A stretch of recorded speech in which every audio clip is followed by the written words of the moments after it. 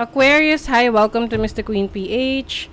At titingnan natin, what's the energy for you ngayong month ng March 2026. O diba, ang bilis ng panahon. So this is a general reading. Pwede ka makarelate, pwedeng hindi. Just take what resonates. Another reminder, I will not message you or follow you to offer services. Mag-ingat sa mga fake accounts and scammers. Kung gusto nyo ng private reading, just go to my website, mrqueenph.com, o kaya meron tayong link sa description or sa comment section. Okay, let's begin. Aquarius, what's the energy for you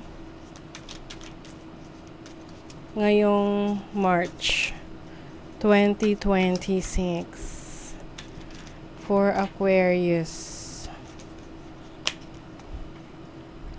Not every shadow work session needs a public announcement. Ayan, if you're going through something, some of you will just focus on yourself. Na tipong hindi nyo na kailangang i-involve yung ibang tao. For some of you, you will deal with this alone, or you will deal with it na ikaw lang yung nakakaalam na ito yung problema mo, inaayos mo, sinusolusyonan mo, 'di ba? At least you are doing something about it. You've outgrown that BS, now act like it. Oh, some of you may mga kina-cut off kayo ng mga tao sa buhay nyo, connections, or situations that you feel no longer serving your highest good. Yung iba sa inyo magkakaroon ng digital detox, tatanggalin nyo na yung, meron kayong mga i-deactivate ng mga accounts because you feel na hindi na to nakakabuti para sa well-being mo. Like yung iba, nagde-deactivate na ng ibang accounts nila, lalo na kung alam nila na every time na open nila yung account na yun, ang toxic lang, 'di ba? That's not a soul tie. That's a lesson you ignored twice. Okay. So some of you, definitely you are cutting off connections that are no longer serving your highest good. Toxic. Ayan ang daming mga ex. You are finally cutting them sa buhay mo.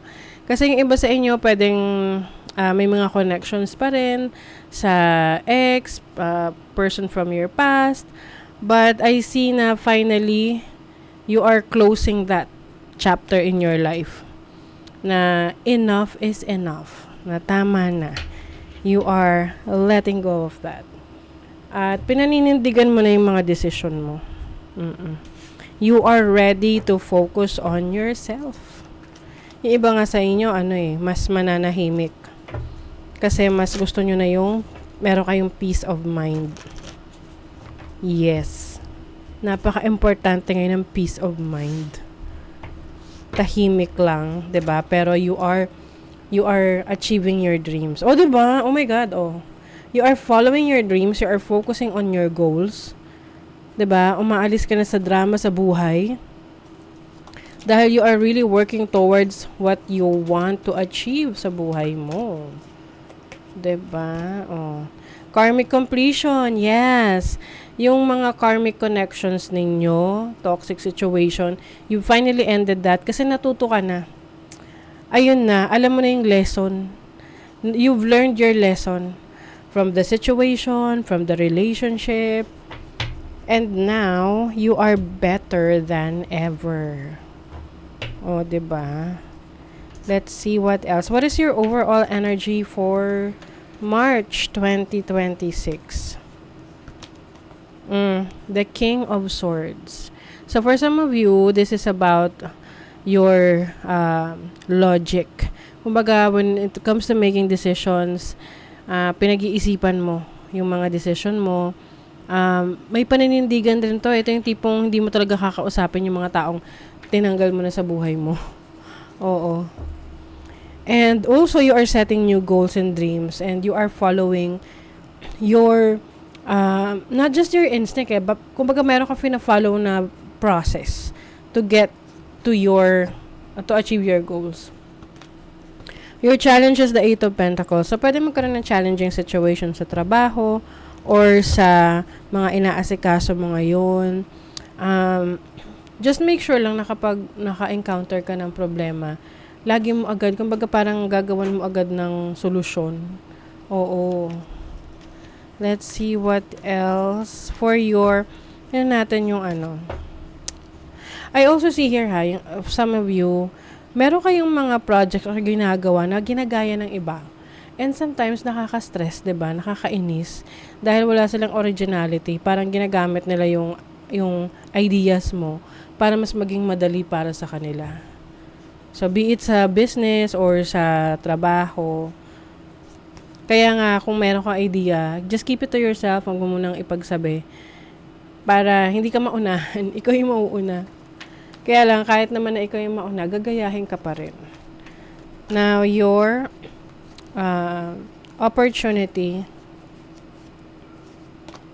You have the Emperor. Oh, ayun. As an opportunity, this is you taking control of your life.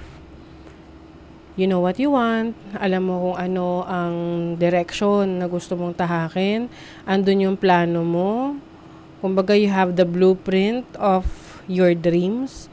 And you are now taking that responsibility, taking action. Now, your blessing is the King of Wands. So, speaking of taking action, you will be mas magiging active sa pagtupad ng mga pangarap mo. Some of you merong opportunity to travel abroad, work abroad, or to do business, no? International business to. Or meron ka mga clients, buyers sa ibang bansa. This can also be online selling. So, if you are into online selling, meron ka mga creatives na ginagawa like may mga products ka and you can sell those products online or ito yung mga abilities and talents mo na showcase mo. I also see na mas makikilala ka sa field mo, mas mag-grow yung sinimulan mo. That can be a business or a project. Now, your focus is creativity, Page of Cups. Your focus is to be more in tune, no? Maging aligned doon sa pangarap mo. And Page of Cups is also about dreaming kumbaga itong dreams na to is dati mo pang pangarap, bata ka pa pangarap mo na to na finally you are doing it. Finally, ikaw na yung may control na gawin yon. Na wala nang makikialam sa decision mo kasi you are responsible enough to take control of your life. Changes in your life, okay? May pagbabago. In what, tingnan natin, in what area? What is the energy of these changes in life? Oh, 8th house is about transformation. So, pwedeng merong this can be inheritance that you will be getting from someone. Neptune is your ideas and your imagination. So, I think merong magbabago when it comes to your ideas, imagination related to learning. Pwedeng may i-acquire ka na knowledge and skills na tutulong sa'yo to improve your life. 'Di ba?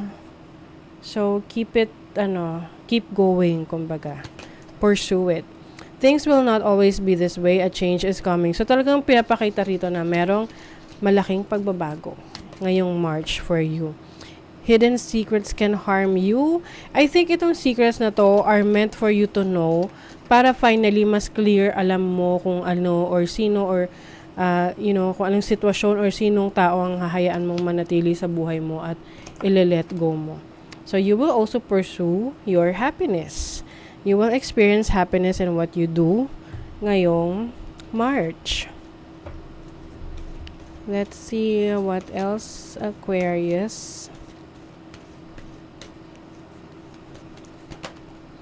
Digital detox, recalibrate, reset, and recharge.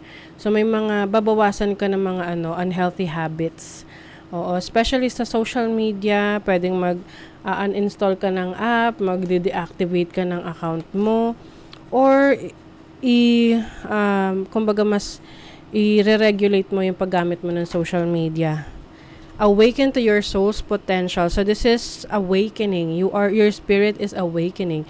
You are upgrading you are upgrading your knowledge and skills, especially sa spiritual side. Knowing that ang mga Aquariuses ay very spiritual din, and at the same time mas advanced yung kanilang thinking or approach in life, especially in spirituality, and more diverse, and at the same time revolutionary. So for some of you, this can be your belief system or yung pagtingin mo sa buhay, yung perspective mo sa buhay. You are becoming a unique version of yourself. Okay, so that is your reading, Aquarius. Thank you so much. See you again.